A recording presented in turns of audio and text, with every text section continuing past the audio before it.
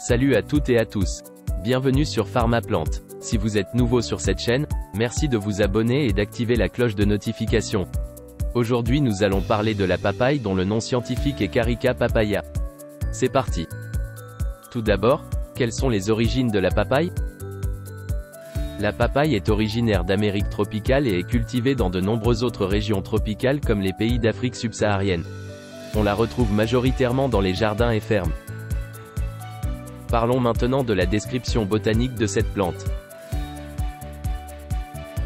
C'est un arbre à faible bois, droit, généralement non ramifié, atteignant 5 à 6 mètres de haut, avec des cicatrices foliaires remarquables sur un tronc creux.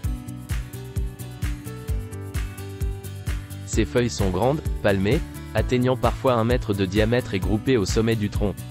Elles sont munies d'une longue pétiole, creuse et robuste, avec des cimaises d'inflorescences axillaires.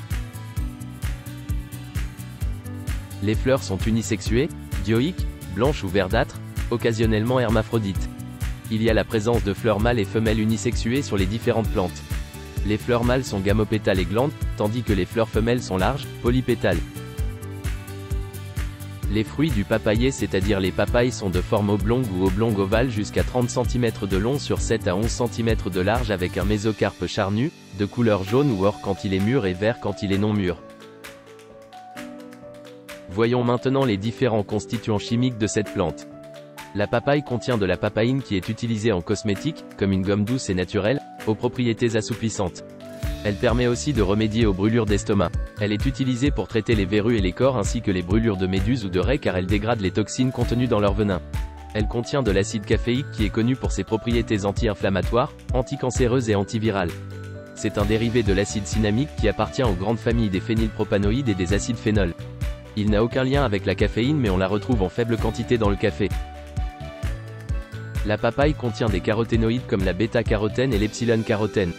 Ils donnent une coloration rouge ou orangée aux fruits de papaye mûrs. Ils sont de puissants antioxydants et ils sont précurseurs de vitamine A qui favorisent une bonne vision. Elle est aussi riche en alcaloïdes comme la carpaïne et la nicotine. La carpaïne est contenue dans les feuilles et les graines du papayer et possède des propriétés bradycardisantes et amibicides. Quant à la nicotine, elle a des effets psychotropes ou stimulantes.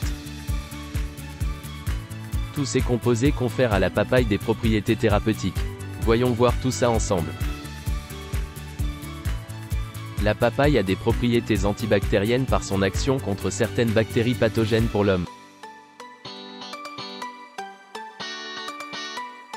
Comme vu précédemment, sa composition en papaïne permet de lutter contre les cors. Ainsi elle a des effets antifongiques. La papaye a aussi des effets amibicides grâce à la carpaïne. Elle est alors antiparasitaire. Elle a des propriétés diurétiques en facilitant l'émission des urines. On a aussi vu que la papaïne était utile dans les brûlures d'estomac. Cela fait de la papaye une plante avec des propriétés anti-ulcéreuses. Cette plante a aussi des effets anti-inflammatoires et antalgiques. Elle permet de lutter contre les douleurs. Elle a des propriétés vulnéraires, c'est-à-dire qu'elle permet de guérir les blessures et les plaies. La papaye a des propriétés anticonvulsivantes, c'est-à-dire qu'elle est active contre les convulsions, qu'elles soient d'origine épileptique ou dues à la fièvre. Avec quel dosage faut-il utiliser le papayer pour faire des préparations thérapeutiques? Décoction. 30 g de feuilles séchées dans 900 ml d'eau à ébullition. Prenez une cuillère à café 3 fois par jour. Infusion. 30 g de feuilles séchées dans 600 ml d'eau. Prenez une cuillère à café 3 fois par jour. Teinture. 1 sur 5 dans l'alcool de 50%. Prenez 5 ml 3 fois par jour. Pour utiliser le latex des fruits verts, mélangez 10 à 20 g avec du miel et de l'eau chaude après chaque repas. Prenez 1 à 2 cuillères à soupe pour les enfants et 2 à 4 cuillères à soupe pour les adultes. Diluez dans un peu d'eau, ou mélangez avec 3 ou 4 cuillères à soupe de miel. Voici quelques recettes de phytothérapie réalisables avec la papaye.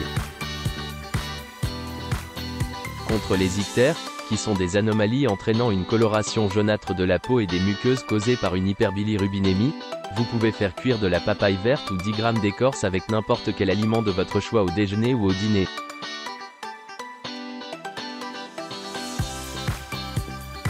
La deuxième recette est antiparasitaire et permet de se débarrasser des oxyures, des trichocéphales et des ascaris.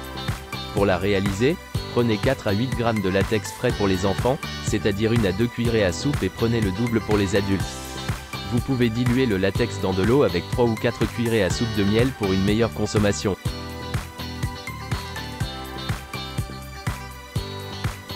Pour finir, pour traiter l'ulcère, prenez de la papaye mûre et coupez-le en tranches sans le peler. Mettez tous les petits morceaux de la papaye dans un récipient propre et ajoutez de l'eau.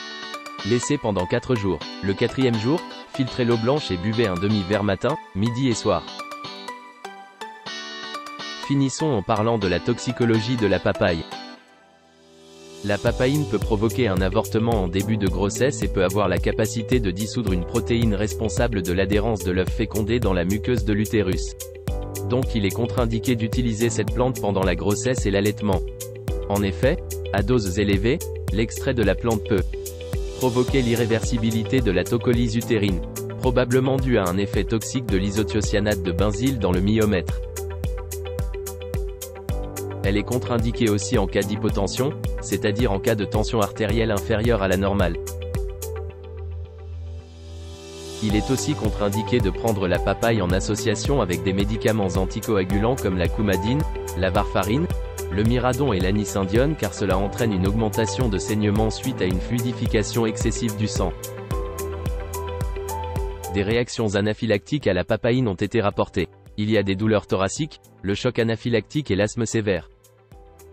Nous voici à la fin de ce merveilleux partage de connaissances sur la papaye. Si vous l'avez apprécié, merci de la liker et de la partager afin de faire découvrir nos contenus à de nouvelles personnes. Prenez soin de vous et à la prochaine.